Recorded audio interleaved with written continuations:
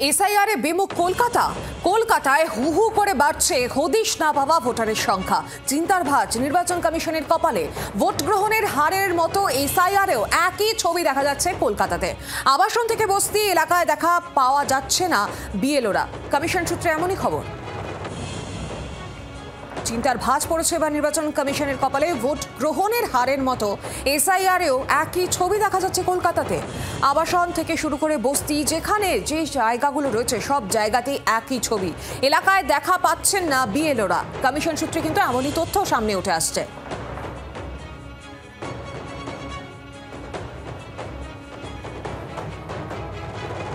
আরো বিস্তারিত জানবো, সরাসরি আমার সঙ্গে রয়েছেন প্রতিনিধি অর্কদীপ্ত মুখোপাধ্যায়। অর্কদীপ্ত, হু হু করে কলকাতায় বাড়ছে হদিশ না পাওয়া ভোটারের সংখ্যা। চিন্তার ভাঁজ স্বাভাবিকভাবে নির্বাচন কমিশনের কপালে।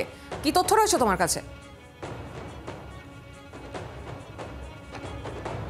একেবারেই তাই। দেখো, আনকালেক্টেবল ফর্মের সংখ্যা কিন্তু বাড়ছে রাজ্য জুড়ে। এই খবর ইতিমধ্যেই আমরা দেখিয়েছি।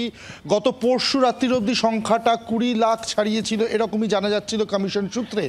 এবং তার মধ্যে যেটা নির্বাচন কমিশনকে আরও চিন্তায় ফেলছে, যে শহর কলকাতায় কিন্তু এই আনকালেক্টেবল ফর্মসের সংখ্যা কিন্তু প্রচণ্ড বেশি পরিমাণে বাড়ছে। দেখো, কলকাতায় ভোটের শতাংশ কিন্তু সবসময় কম পড়ে, যেটা সবসময় একটা চিন্তার কারণ ছিল নির্বাচন কমিশনের।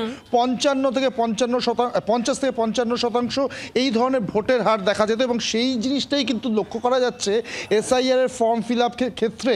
ফলে কলকাতায় এই সংখ্যাটা কিন্তু কোথায় গিয়ে দাঁড়াবে সেটা রীতিমতো চিন্তার কারণ।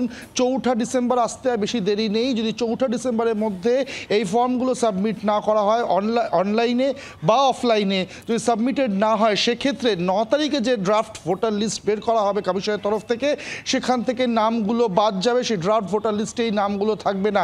কেন কলকাতায় এই সমস্যা হচ্ছে সেই কারণ খুঁজতে চাইছে কমিশন। মূলত দেখা যাচ্ছে যে অনেক হাই রাইজ বিল্ডিং বা বস্তি অঞ্চল, যেখানে ওই সংশ্লিষ্ট ভোটারদের ঠিকানা বা নাম রয়েছে, সেখানে গিয়ে বিএলওরা সেই সংশ্লিষ্ট ভোটারদের খুঁজে পাচ্ছে না। মূলত বস্তি অঞ্চল বা বেশ কিছু হাই রাইজ বিল্ডিংয়ের ক্ষেত্রেও এই জিনিসটা কিন্তু দেখা যাচ্ছে।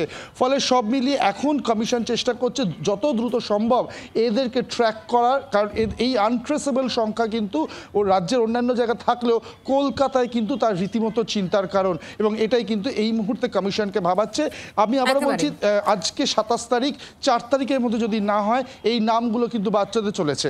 সৌমি, একেবারে আপাতত ধন্যবাদ তোমাকে অর্কদীপ্ত। বাংলার আওয়াজ, বাঙালির আবেগ, জি 24 ঘন্টা।